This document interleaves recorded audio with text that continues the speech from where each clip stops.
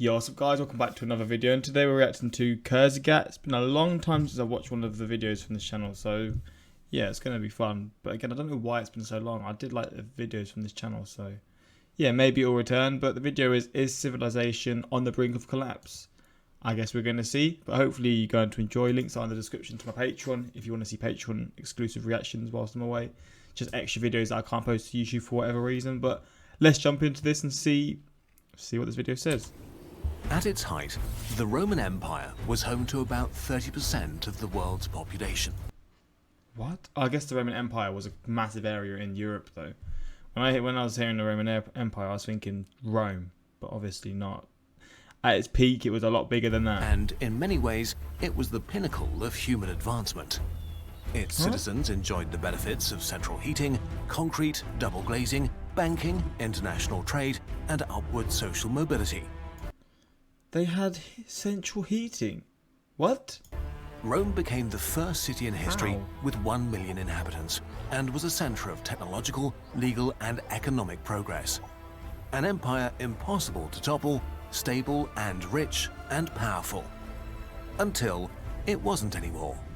First slowly, then suddenly, the most powerful civilization on Earth collapsed. By civilization, we mean a complex society where labor is specialized and social classes emerge, and which is ruled by institutions.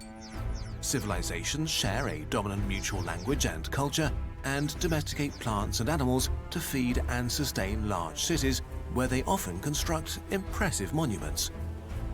Civilization lets us become efficient on large scales, collect vast amounts of knowledge, and put human ingenuity and the natural resources of the world to work. Without civilization, most people would never have been born, which makes it a bit concerning that collapse is the rule, not the exception. Virtually all civilizations end, on average, after 340 years.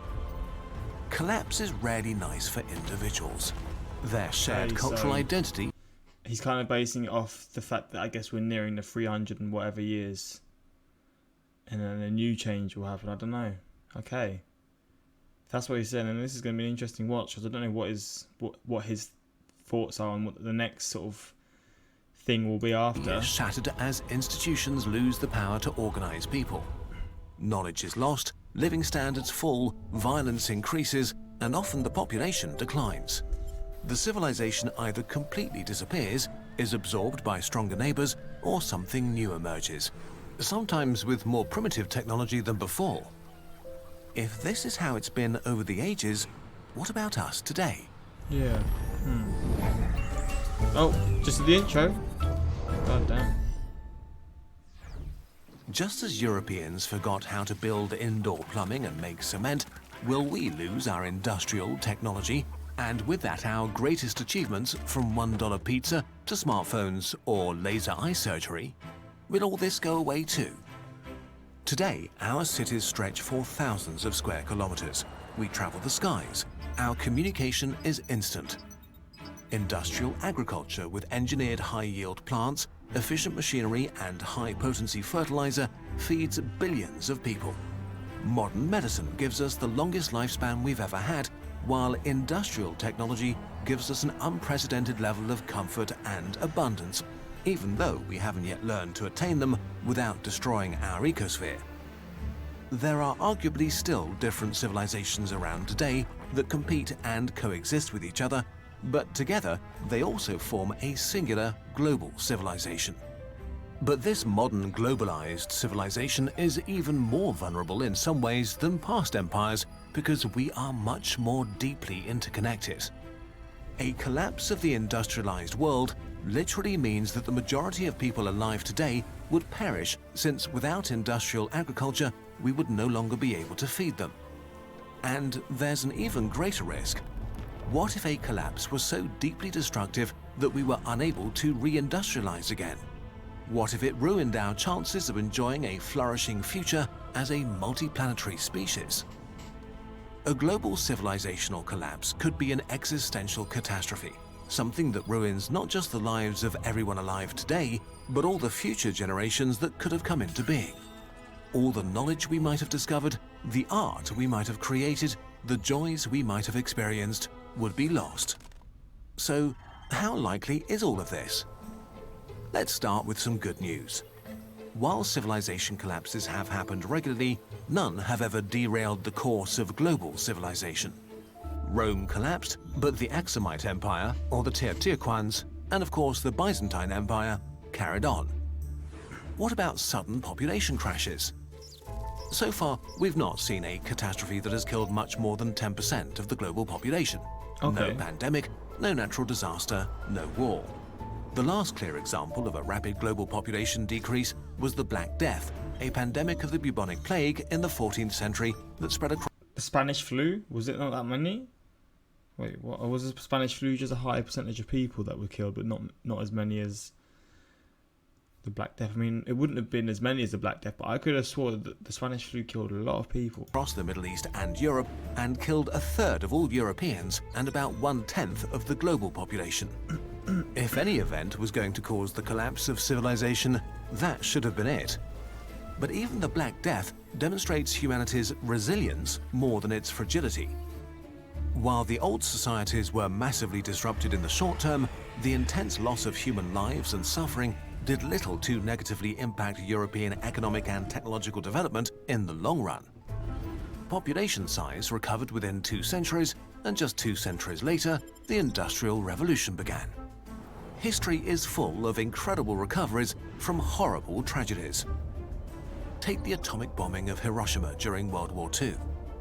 140,000 people were killed, and 90% of the city was at least partially incinerated or reduced to rubble. But against all odds, they made a remarkable recovery. Yeah, Hiroshima's population recovered within a decade. In a decade? So I knew Hiroshima was like back up and running as a big city, because I know there's a football team there, which is a bit of a weird way to judge it, but that's how I knew it. But it was back built up 10 years later. What about the lingering, I don't know, nuclear waste? Is it not the same with a bomb compared to like Chernobyl or something? Obviously Chernobyl's way more, but still. And today, it's a thriving city of 1.2 million people. What the hell? None of this made these horrible events God any damn. less horrible for those who lived through them. But for us as a species, these signs of resilience are good news. Why We have a recovery is chance. likely, even in the worst case. One No thing matter that's what. different from historic collapses is that humanity now has unprecedented destructive power. Today's nuclear arsenals are so powerful that all-out global war could cause a nuclear winter and billions of deaths.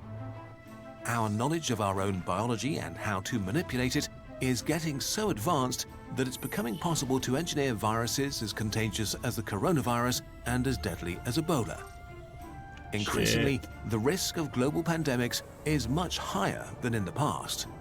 So we may cause a collapse ourselves, and it might be much worse than the things nature has thrown at us so far. But if, say, 99% of the population died, would global civilization collapse forever?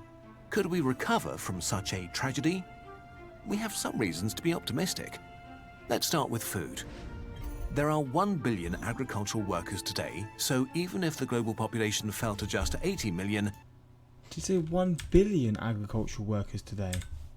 we have some reasons to be optimistic. Let's start with food. There are 1 billion agricultural workers today, so What? even if the global population fell to just 80 million, it's virtually guaranteed that many survivors would know how to produce food. And we don't need to start at square one, because we could still use modern high-yield crops. Maize is 10 times bigger than its wild ancestor. Ancient tomatoes were the size of today's peas. After agriculture, the next step towards recovery would be rebuilding. Why is that? Why are like food also getting bigger? Is it the environments that they're growing in, or is it the agriculture, or the way they're being grown is just in better conditions and like they're just thriving more, which means they're getting bigger and stuff? That's interesting how that's happening though. I didn't know foods are like plants, but foods also evolved like that. That's so weird. Industrial capacity like cool, power though. grids and automated manufacturing. A huge problem is that our economies of scale make it impossible to just pick up where we left off. Many of our high-tech industries are only functional because of huge demand and intensely interconnected supply chains across different continents. Even if our infrastructure were left unharmed, we would make huge steps backwards technologically. But then again, we are thinking in larger timeframes. Industrialization originally happened 12,000 years after the agricultural revolution. So if we need to start over after a massive collapse, it shouldn't be that hard to reindustrialize, at least on evolutionary timescales. There's a hitch though. The Industrial Revolution was fueled literally by burning easily accessible coal, and we are still very much reliant on it. If we use it all up today, aside from making rapid climate change much worse, we could hinder our ability to recover from a huge crisis. So we should stop using easy-to-access coal so it can serve as a civilization insurance in case something bad happens. Another thing that makes recovery likely is that we'd probably have most of the information we need to rebuild civilization. We would certainly lose a lot of crucial institutional knowledge, especially on hard drives that nobody could read or operate anymore. But a lot of the technological, scientific, and cultural knowledge stored in the world's 2.6 million libraries would survive the catastrophe. The post-collapse survivors would know what used to be possible, and they could reverse engineer some of the tools and machines they'd find. In conclusion, despite the bleak prospect of catastrophic threats, natural or created by ourselves, there is reason for optimism. Humankind is remarkably resilient, and even in the case of a global civilizational collapse, it seems likely that we would be able to recover, even if many people were to perish or suffer immense hardship, even if we lost cultural and technological achievements in the process. But given the stakes, the risks are still unnervingly high. Nuclear war and dangerous pandemics threaten the amazing global civilization we have built. Humanity is like a teenager, speeding around blind corners, drunk without a seatbelt. The good news is that it's still early enough to prepare for and to mitigate these risks. We just need to actually do it. We made this video together with Will MacAskill, a professor of philosophy at Oxford and one of the founders of the effective altruism movement, which is about doing the most good you can with your time. Is this an ad? Yep.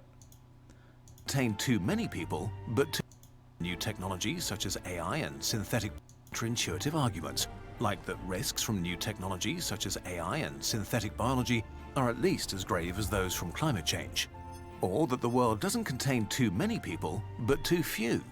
And especially that everyday actions like recycling or refusing to fly just aren't that big a deal compared to where you donate or what career you pursue. Most importantly, it argues that by Okay, so he's talking about the book. Okay, I enjoyed this though. I'm not gonna lie, I feel tired, man. I got hit with a swift tiredness and I just thought I was like dreaming for a second. But yeah, this channel is good and it's just always interesting to see sort of the perspectives and stuff. But yeah, if you want more reactions from this channel, let me know in the comments. And until next time, like, subscribe, and peace.